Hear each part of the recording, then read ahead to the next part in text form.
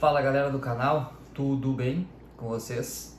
William aqui para mais um vídeo dessa semana. Novamente trazendo assuntos relevantes, trazendo assuntos importantes para quem gosta de investimento, para quem gosta de finanças. Galera, e no vídeo de hoje eu trouxe um assunto aqui que ele é um tanto quanto complexo, né? Porque eu não sabia que inflação era um negócio tão complexo de ser mensurado, de ser medido e também de ser entendido. Então eu dediquei um tempo para estudar sobre a inflação e tentar entender um pouco melhor como é que é a estrutura disso e tentar aqui trazer no vídeo resumo, né, de como que essa inflação funciona, o que impacta a inflação, como a inflação pode impactar na tua vida, no teu dia a dia. O objetivo do vídeo aqui foi trazer um breve resumo, claro, porque se a gente fosse falar de inflação, teria que ficar muito tempo aqui conversando sobre isso. Então a ideia aqui realmente é trazer um resuminho, né, para vocês entenderem mais ou menos como é que funciona a inflação aí no teu dia. Então, o que é a inflação? Basicamente, a inflação ela é um aumento repetido durante um longo período de tempo, ou durante um tempo estabelecido, onde vai ser medido, na base de preços de uma cesta de consumo. Quando se verifica um aumento constante no aumento de preços, por exemplo, de combustíveis, de alimentos, de serviços, né? Nessa cesta de bens de consumo, essa oscilação para mais, esse aumento constante, ele caracteriza a inflação, que nada mais é do que o aumento, vamos chamar assim de descontrolado dos preços, né? De maneira que comece a afetar negativamente a economia. O que é importante ressaltar aqui em relação a esse aumento de preços é que o aumento de preço de um único item, né, por exemplo, o aumento de preço do feijão, só o aumento de preço do feijão ele não vai caracterizar necessariamente uma inflação. É preciso que os analistas, os estudiosos dos números do governo lá, eles entendam, né, qual o impacto do aumento do preço do feijão dentro do contexto geral de aumento de preços e do impacto dessa inflação aí que a gente vai sentir de forma geral por N motivos. Seria muito mais interessante para o Banco Central poder trabalhar com taxas de inflação muito mais elevadas, com taxas de juros muito mais elevadas. Só que inflações elevadas, taxas de juros muito elevadas, ela acaba freando o crescimento econômico do país. Porque quando tu tem uma inflação muito alta, automaticamente tu vai precisar trabalhar com uma taxa de juros um pouco mais elevada para tentar segurar um pouco mais essa inflação. Então, basicamente, o trabalho do Banco Central nesse sentido é implementar políticas monetárias, né, que façam com que a inflação ela fique controlada.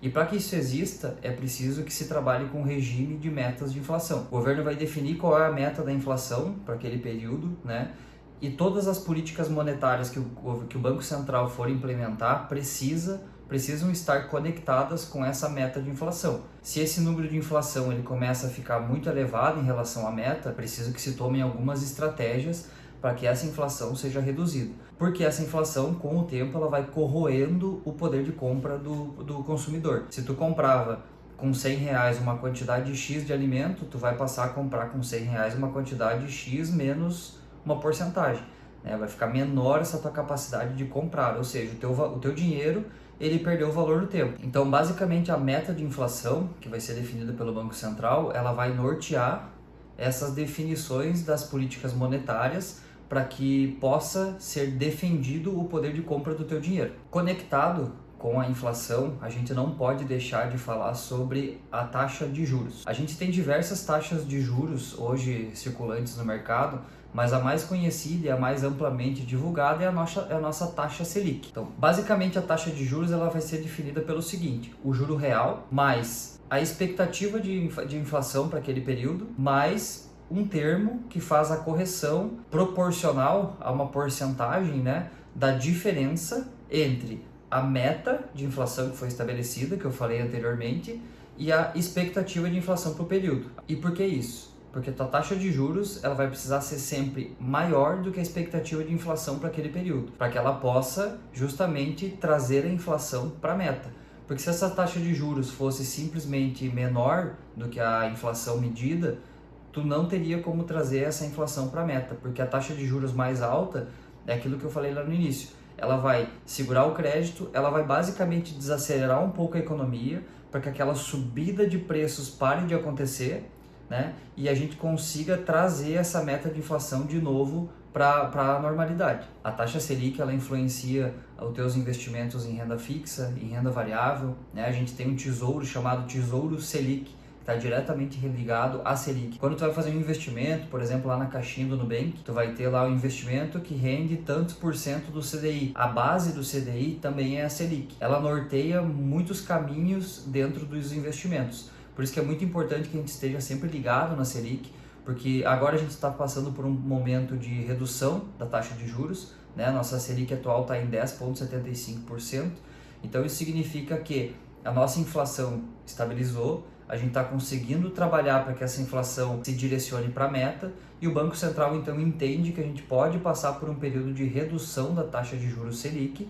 porque a economia está tendendo a uma estabilidade. Tá, William, mas como a taxa de juros ela influencia a inflação, ou como é essa relação entre inflação e taxa de juros? Basicamente, o Banco Central não tem como definir uma inflação, ele define a taxa de juros. Então o Banco Central basicamente ele vai fazer o quê? Ele vai observar esse aumento de inflação, vai comparar com a meta de inflação que ele estabeleceu e ele vai dizer, opa, se essa inflação estiver acima da meta, eu preciso traçar um objetivo, traçar um plano que faz com que essa minha inflação reduza e traga para a meta de inflação definida. E isso ele faz através da taxa de juros. Dentro das análises que o Banco Central vai fazer para poder definir essa taxa de juros, ele leva em consideração uma análise de qual é a taxa ideal para que eu possa manter o crescimento da economia, garantindo que as taxas de desemprego estejam estáveis. Então eu consigo manter uma taxa de juros, porque eu sempre vou ter uma taxa de juros, então eu consigo manter essa taxa de juros, manter a economia crescendo, desemprego estável e a inflação também controlada. Acima dessa taxa de juros, eu começo a desacelerar a minha economia, eu travo o crescimento do país. Em cenários onde a inflação começa a disparar demais, e aqui vale ressaltar que vários fatores, além de simplesmente o aumento de uma cesta de produtos durante um período, afetam a inflação. Tem diversos fatores que afetam, pode ser fatores externos ao país também, né, como uma guerra, por exemplo, que afeta o recebimento de fertilizantes pelos portos, pode ser a questão de outras moedas, como o dólar, a gente tem uma ligação muito forte com o dólar aí, né, na economia do Brasil. Esse aumento da taxa Selic tende a desestimular o crédito. Aumenta muito as taxas e os impostos em cima do crédito. A pessoa, antes dela comprar uma casa, ela vai pensar, bom, não vou comprar uma casa agora porque a taxa de juros está muito elevada. Se eu fizer um financiamento agora, eu vou pagar muito mais em cima do meu imóvel. Eu também não vou financiar um carro, porque se eu precisar trocar meu carro agora, eu vou dar uma segurada, vou ficar com o meu carrinho ali que tá atendendo o que eu esperava, porque se eu comprar um carro agora, eu vou pagar muito juros em cima desse financiamento. Isso tudo acaba desestimulando o consumo, ou seja, retrai a nossa economia, gente. Isso tudo, né, de certa maneira, vamos botar entre aspas aqui, é proposital, né, porque o Banco Central ele sobe essa taxa esperando mesmo que a economia desacelere para fazer uma contenção do avanço da inflação. Então, como vocês podem perceber, a questão da inflação ela é realmente muito complexa, tem diversos fatores. E ainda tem mais uma questão que a gente precisa levar em consideração dentro das políticas aí entre Banco Central e governo, que é o equilíbrio entre as políticas monetárias, que é o que o Banco Central implementa aqui, né, onde ele faz o controle da taxa de juros, da inflação e tudo mais, e as políticas fiscais, que são políticas implementadas pelo governo, né? Então a gente também não pode ter esse desequilíbrio dessas duas engrenagens, porque senão não vai bastar a gente olhar só para a taxa de juros ou para como a inflação está se comportando. A gente vai ter que olhar para outros fatores um pouco mais complexos. O tema de casa do governo é manter os seus gastos dentro de um teto de gastos, controlar os seus déficits primários, né? A gente começa a gastar muito mais do que a gente consegue arrecadar. Isso se mantém por um período muito longo, a gente começa a trazer outros tipos de problema e aí, como eu falei, não é só olhar para a taxa Selic ou para a inflação que vai resolver o nosso problema.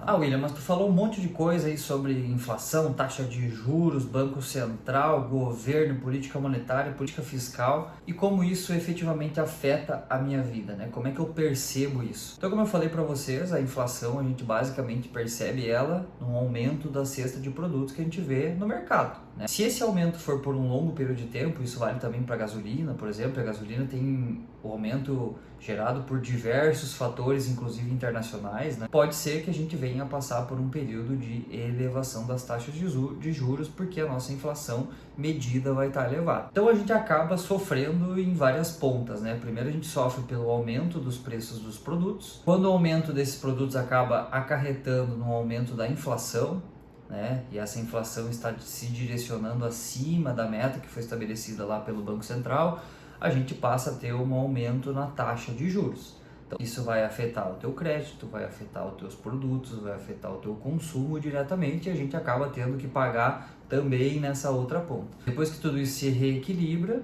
a gente tende a entrar num período aí de redução de preços, ajuste das taxas de juros, redução da inflação e tudo mais. E com essa complexidade toda da inflação e todos os fatores que podem influenciar ela e podem influenciar diretamente na nossa vida, é ainda mais importante, isso só ressalta ainda mais, né, aos nossos olhos, a necessidade da gente efetivamente investir muito bem o nosso dinheiro. Então a gente precisa fazer com que o nosso dinheiro esteja alocado de maneira correta, para que esse dinheiro ali não perca o valor do tempo, para que ele não seja consumido pela inflação. Então a gente precisa saber usar muito bem isso. A gente tem muitos recursos aí, muitos investimentos dentro de renda fixa que estão diretamente atreladas à Selic, por exemplo. Também outros investimentos dentro da renda fixa que estão atrelados ao IPCA, que é a nossa inflação. Então é muito importante que a gente possa ter esse conhecimento, que a gente busque informações aí e que também a gente possa contar com um profissional de investimento quando a gente tiver dúvida e a gente não conseguir fazer o nosso investimento de maneira correta. Como eu falei, o objetivo desse vídeo era trazer uma explanação geral sobre a inflação, a trazer aqui para vocês um norte, né, e como vocês podem olhar para a inflação, como vocês podem entender essa inflação.